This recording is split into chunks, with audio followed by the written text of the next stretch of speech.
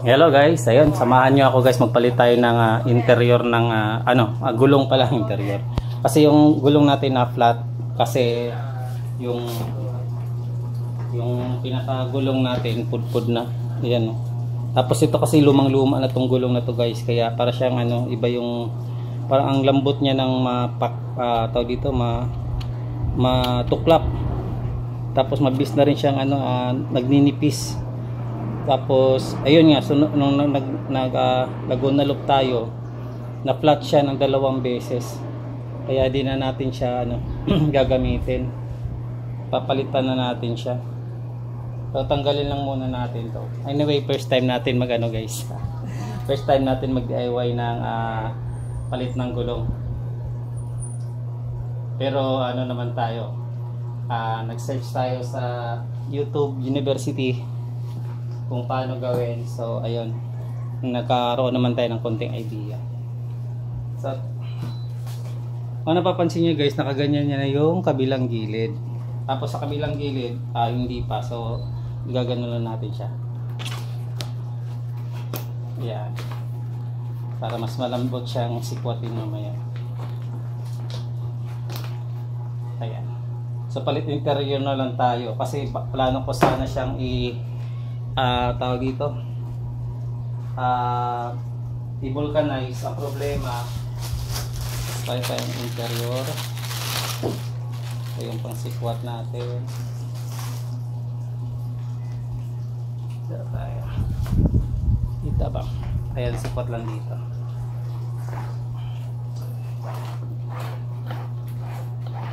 Ayan lang. Tapos tanggalin natin yung interior.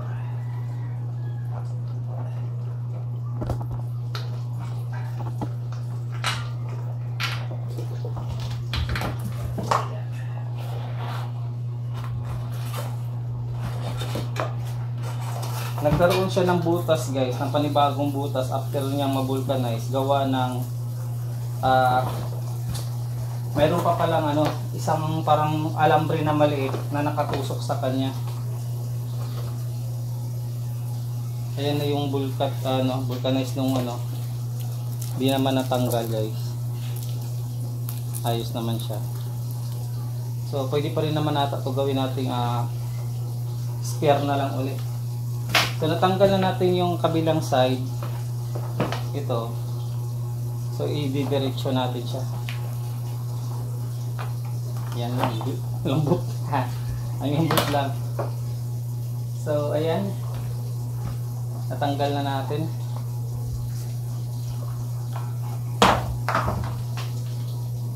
Maglalagay naman tayo guys. So sa paglalagay, hanapin lang natin yung rotation niya.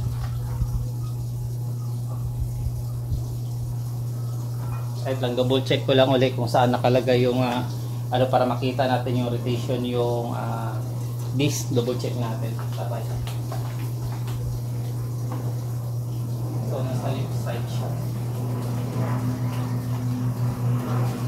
So nakaganyan to, papunta dun yung takbo, papunta yung takbo natin kasi nasa left side yung disc natin. So pag ganun siya, hanapin lang natin yung rotation arrow.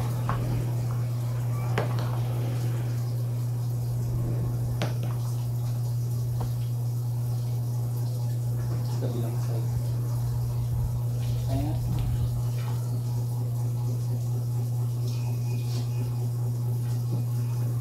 Hanapin lang natin ito rotation arrow. Ayan ito. So rotation niya papunta doon.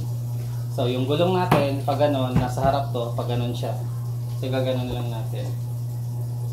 Okay, lagay natin. Tapos guys, dito sa tapat ng ating pito or gilt bulb, or sa amin sa Iligan tawag namin is kanyuto, parang Japanese kanyuto. Ilalagay lang natin tong pangalan na Maxxis para mas madali natin siya makita kung nasaan yung pito niya. pag maghahangin tayo. Pasok lang natin.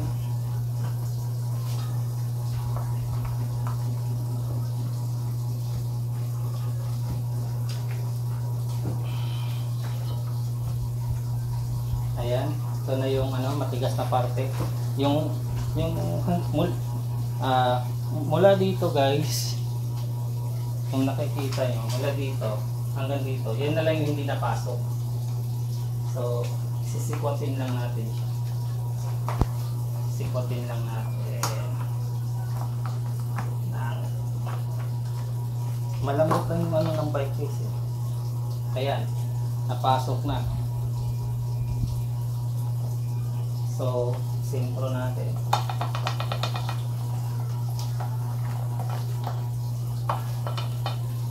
Tapos lagyan natin yung interior.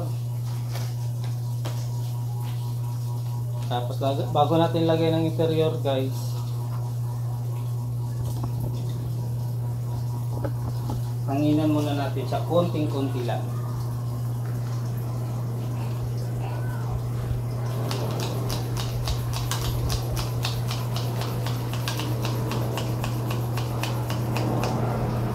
Yung tamang lang siya.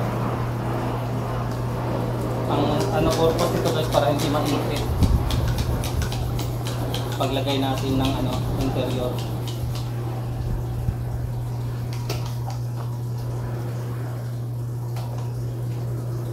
Yan po dito.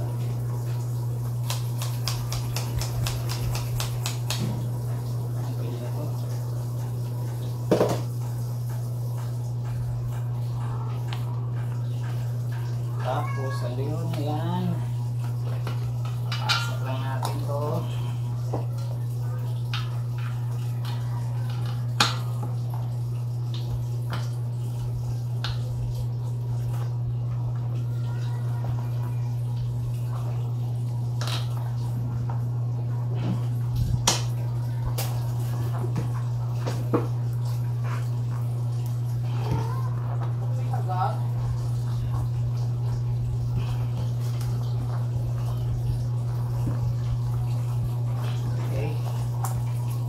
Pasok.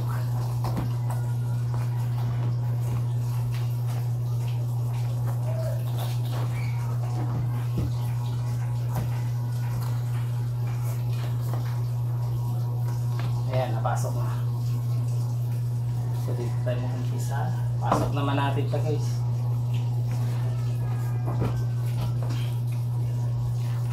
Parang madali lang talaga pala siya guys. First time ko lang guys kakabit nito. Tapos sikwat dito. Yan. Okay.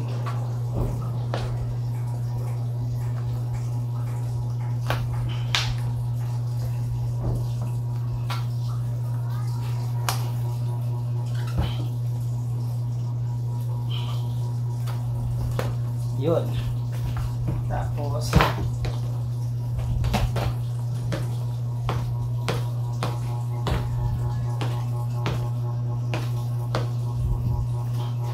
hanginan mo natin siya.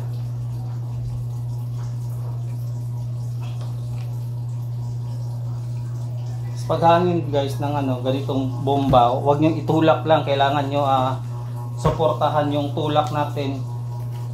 Dito ba? Yung tulak natin na pag ganon, kailangan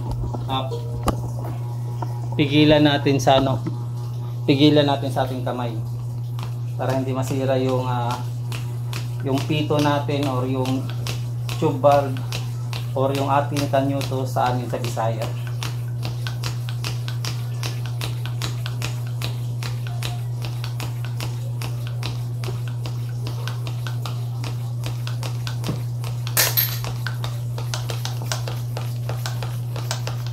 Ayan umano na siya guys.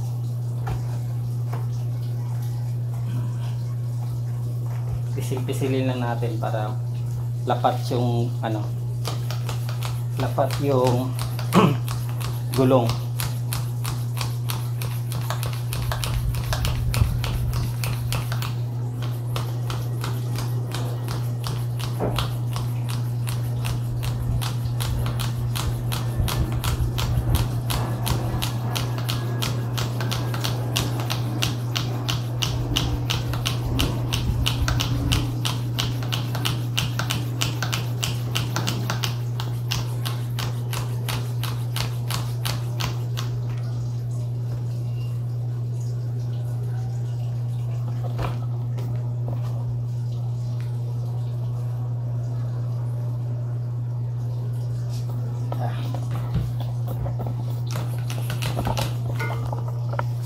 Ayun ako, yung mga pusa ko yung ano guys, magalaw sa cutting camera.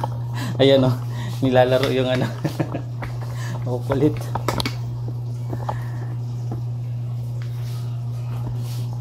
Ayan, yung pusa natin makulit o. Kaya, yung ano natin.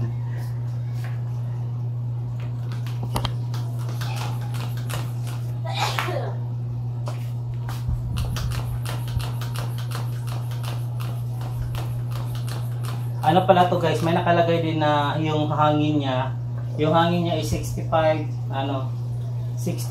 PSI nakalagay. Ayan, 30 to 65 PSI nakalagay.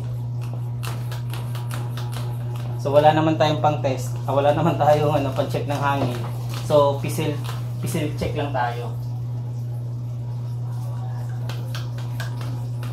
Pisil PSI tawag dun.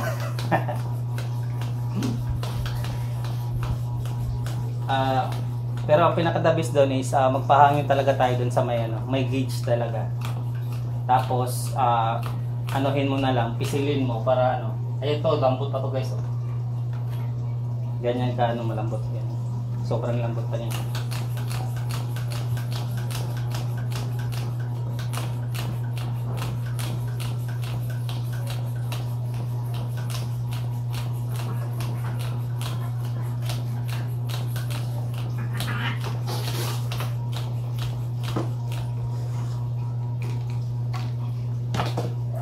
Tapos pagulungin natin siyang pag ganito para makita natin kung mayroon bang bingkong sa gulong.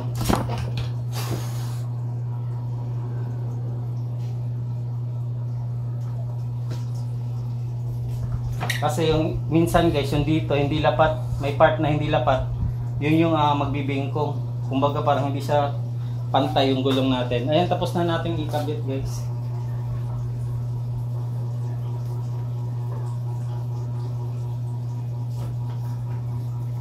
Kulang pa to konti. Ang hinun pa natin.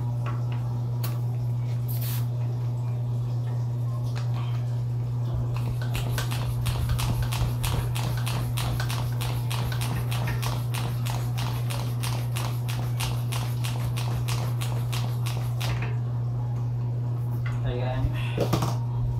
Tapos kakabit na natin guys.